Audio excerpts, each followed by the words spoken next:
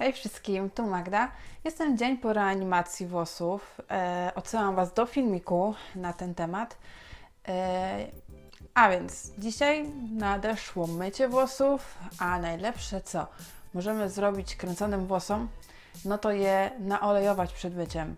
A więc dzisiaj będzie o całym rytuale olejowania.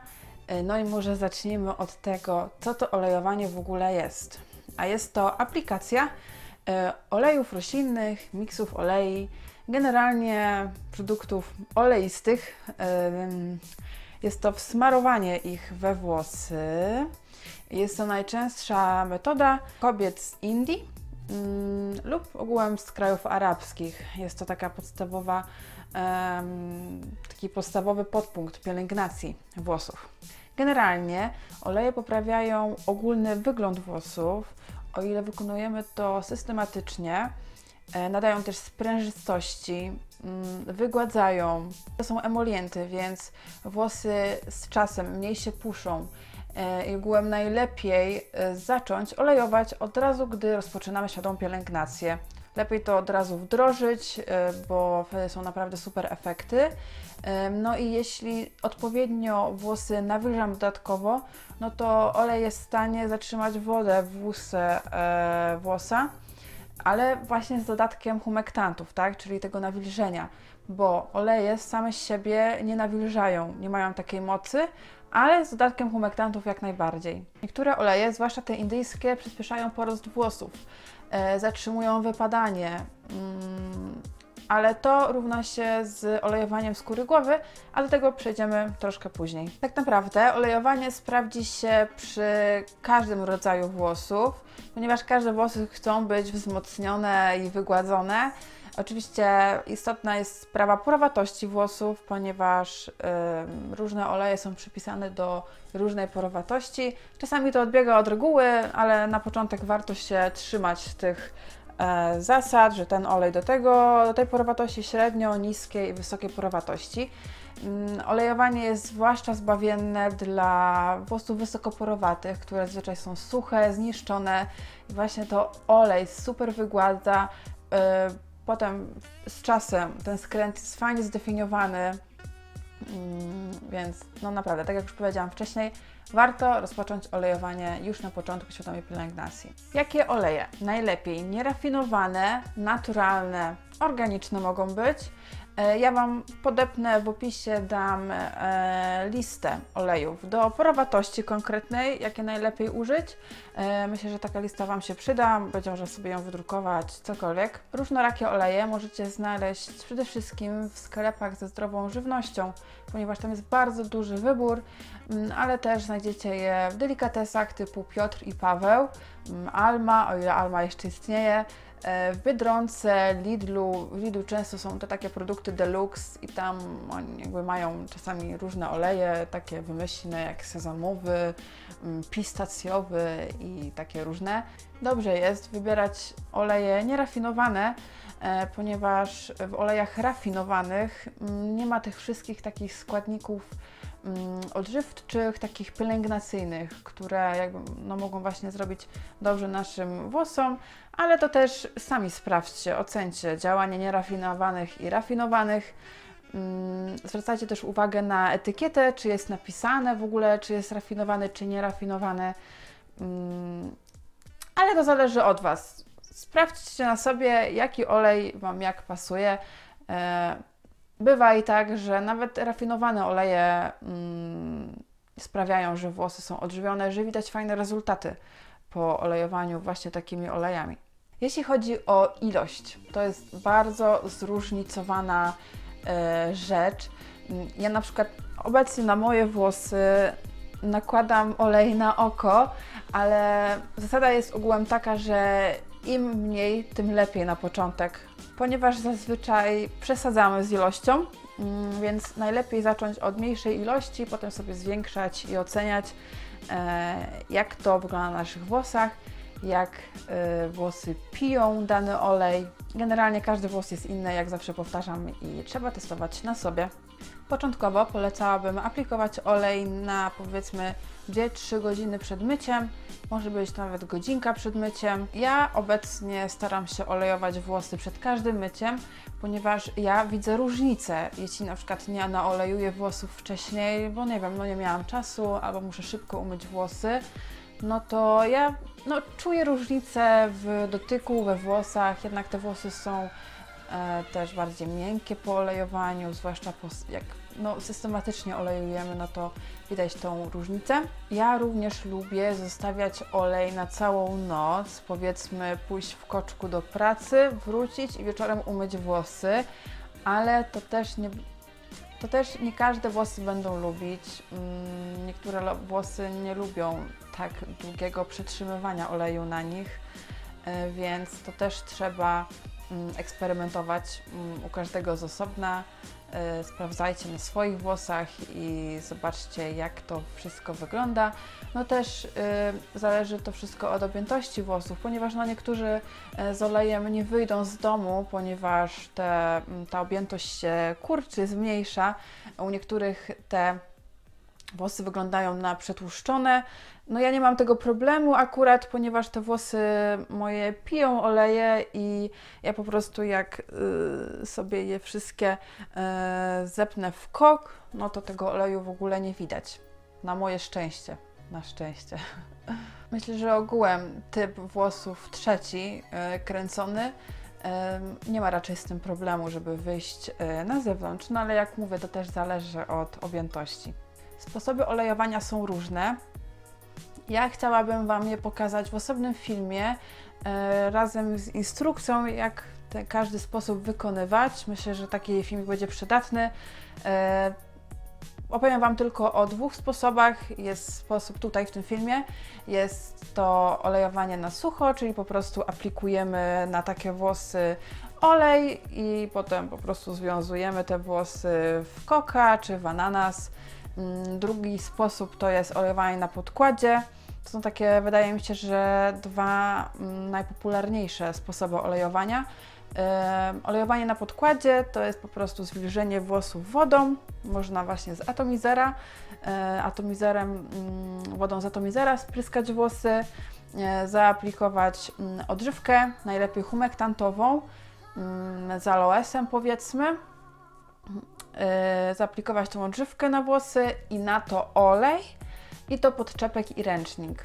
To jest, wiecie, olejowanie na sucho ma to do siebie, że efekty widać z czasem, albo takie częściowe, delikatne, a olejowanie na podkładzie to jest taka bomba, ponieważ czuć to nawilżenie tego połączenia tego produktu humektantowego z olejem. Wtedy można powiedzieć, że naprawdę czuć to nawilżenie.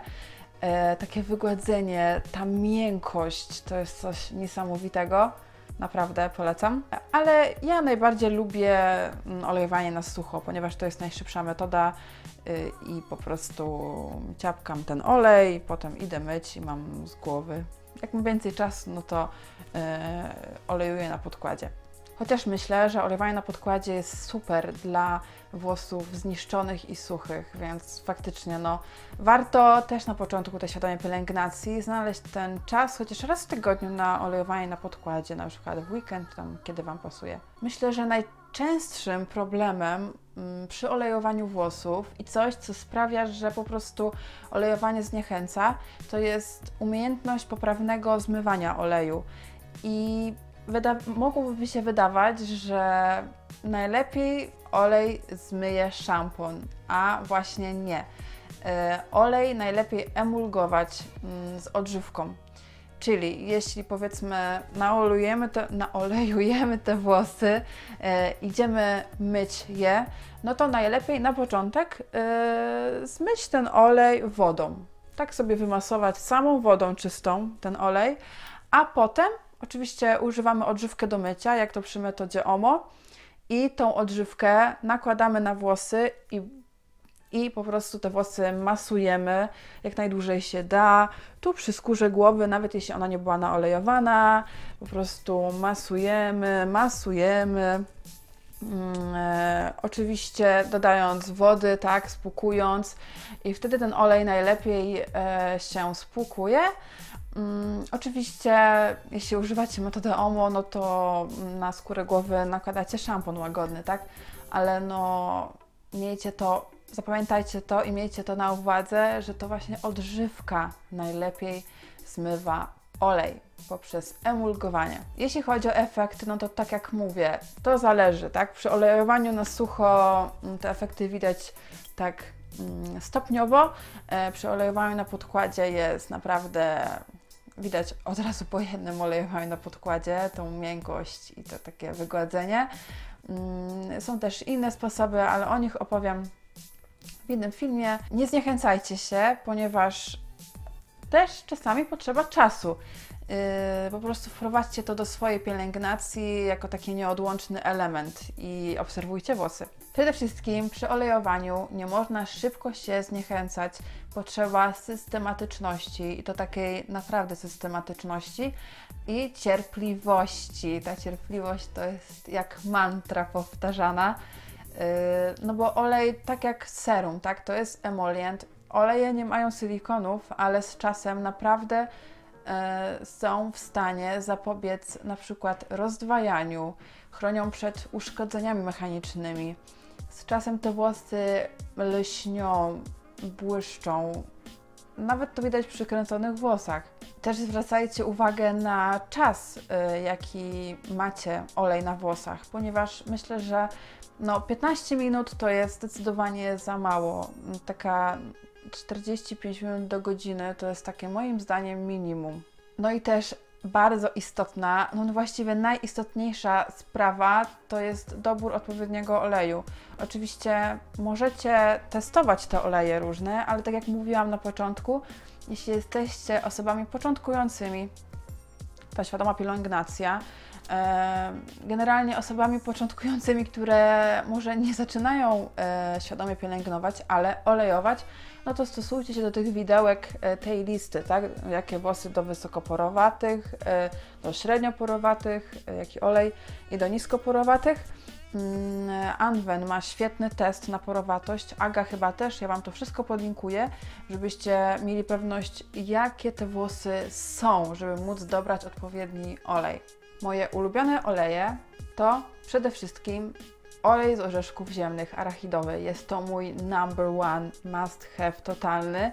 Nie ma drugiego takiego oleju, który dałby mi tak genialne efekty, jak właśnie olej z orzeszków ziemnych i jestem ciekawa, czy w ogóle nadejdzie taki czas, kiedy stwierdzę, o Boże, to jest zamiennik oleju arachidowego. Nie wiem, naprawdę nie wiem. Więc to jest mój numer 1. Kolejny olej to jest ze słodkich migdałów, bardzo fajnie mi się sprawdza na włosach. Olej jojoba, olej awokado i olej z pestek winogron. I nawet jeśli teraz obejrzycie ten filmik i stwierdzicie, idę olejować włosy, no to idźcie do kuchni i zobaczcie, czy macie tam na przykład oliwę z oliwek, albo właśnie tak jak ja, tutaj olej z pestek winogron, tylko że no to jest rafinowany olej akurat, bo miałam go do pieczenia, ale no tak to właśnie wygląda. Nawet jeśli nałożycie tą oliwę z oliwek i Wam się nie sprawdzi, no to przecież włosy Wam nie wypadną, nic się nie stanie, po prostu będziecie wiedzieć, że ta oliwa no nie jest dla Was, dla Waszych włosów. Na rynku polskim mamy też coraz więcej różnych miksów olei. No i oczywiście oprócz tych indyjskich, takich jak sesa, kadi stymulujący porost, są też takie miksy jak na przykład dla porowatości różnych. No i tu jest właśnie na przykład oleje Anwen, są do różnych porowatości. Marakuja jest bodajże do wysokoporowatej. No i jak ja używałam akurat ten miks, jak miałam włosy rozjaśniane i on był dla rozjaśnianych moim zdaniem jest zbyt słaby, ale możliwe, że teraz przy takich ciemniejszych sprawdziłby mi się lepiej. Kolejny, który mamy na rynku, to jest na przykład eliksir do włosów kręconych od bydgoskiej wytwórni mydła. Też ma bardzo fajny miks, jest tam olej arachidowy, ten z orzeszków ziemnych, więc no, moim zdaniem połączenie tych olejów jest bardzo fajnie przemyślane. Jest też Davines Authentic Nourishing Oil i tu jest miks 4 olei. sezamowy, słonecznikowy, żożoba i z krokosza barwierskiego. I ten olejek też mi się bardzo fajnie sprawdza. Zresztą dziś będę nim olejować włosy, bo Wam pokażę, jak smarowuję we włosy olej podczas olejowania na sucho. Ale chciałabym jeszcze wrócić do tematu olejowania skóry głowy, ponieważ jest to taka kwestia sporna. Niektórzy olejują, niektórzy nie. Nie ukrywajmy, że olejowanie skóry głowy jest dobre, gdy na przykład mamy olej sesa, gdzie w składzie są składniki na porost włosów, właśnie na mniejsze wypadanie. No ale nie ukrywajmy, że każda skóra głowy jest inna. I jeśli bardzo skóra głowy się przetłuszcza, no to faktycznie ten olej może być nie do końca dobry. Ale z drugiej strony są też osoby, którym włosy się przetłuszczają i olej nakładany na skórę głowy, że ta skóra głowy się normalizuje, tak? To sebum nie wydziela się tak mocno, nie robi takich wyrzutów, no i się ta skóra głowy normalizuje i przestaje się przetłuszczać, tak? Staje się bardziej taka złagodzona, więc to jest też kwestia sporna. No ja na przykład, moja skóra głowy uwielbia olejowanie, więc to jest bardzo zróżnicowana kwestia i to też musicie sprawdzić u siebie. Oczywiście bardzo istotne jest skupienie się wtedy na skórze głowy, gdy zmywamy olej podczas mycia. Generalnie mam wrażenie, że jeszcze o czymś zapomniałam i że ten film będzie mega chaotyczny, ale mam nadzieję, że przekazałam wszystko to, co chciałam. Jeśli macie jeszcze jakieś pytania, to piszcie na dole, a ja Wam teraz pokażę, jak olejuję włosy na sucho tym olejkiem Davines. Oczywiście nakładam koszulkę, bo bardzo nie chciałabym mieć tłustej bluzki. I teraz tak, staram się dzielić włosy na części, żeby ten olej trafił na całą długość włosów, ponieważ gdybym na przykład teraz zostawiła te włosy i bym aplikowała, no to faktycznie mogłabym nie dotrzeć do tych warstw pod spodem. Ale przyznam się Wam, że czasami tak moje olejowanie wygląda, ponieważ te włosy już tak bardzo potrzebują mycia i tak bardzo te loki są ze sobą połączone, łagodnie mówiąc, że po prostu ciężko je od siebie odseparować, a ja też nie chcę tych włosów zrywać, przez to te włosy są połamane, ale no teraz te włosy moje są po reanimacji i mam nadzieję, że mi to wyjdzie. No ale tak, najlepszy sposób to dzielenie włosów na partie.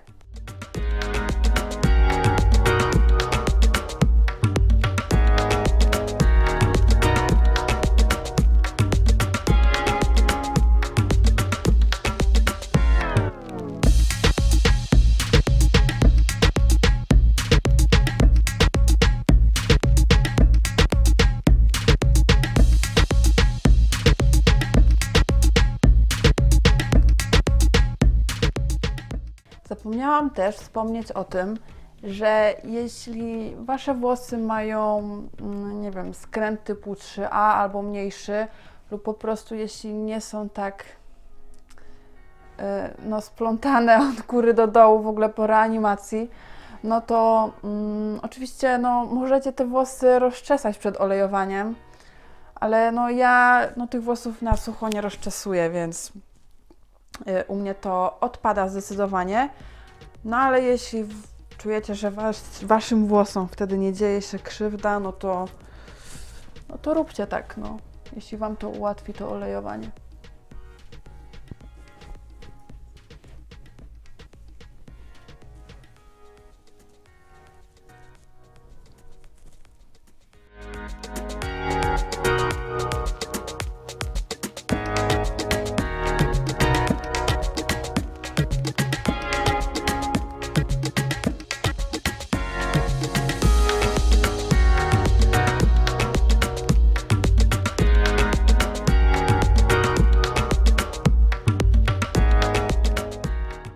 No i przede wszystkim nie sugerujcie się tym, ile ja nakładam oleju. Pamiętajcie, że to są moje włosy, moja objętość, grubość i naprawdę to musicie dopasować do siebie.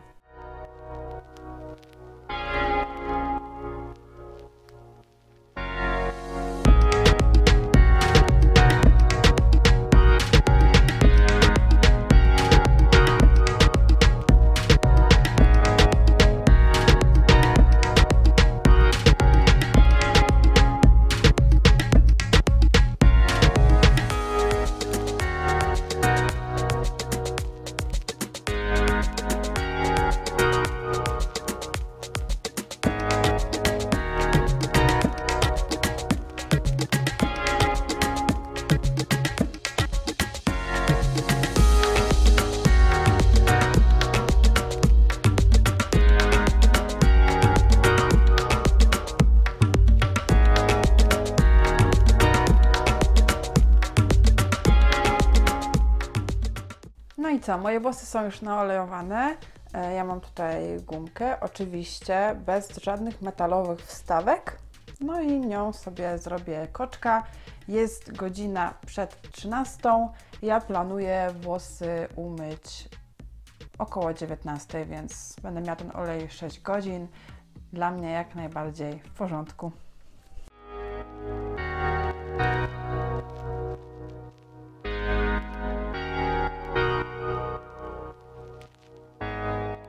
Musiałam zmienić kadr, żeby koczek się zmieścił, ale tak właśnie wyglądają moje włosy naolejowane na sucho.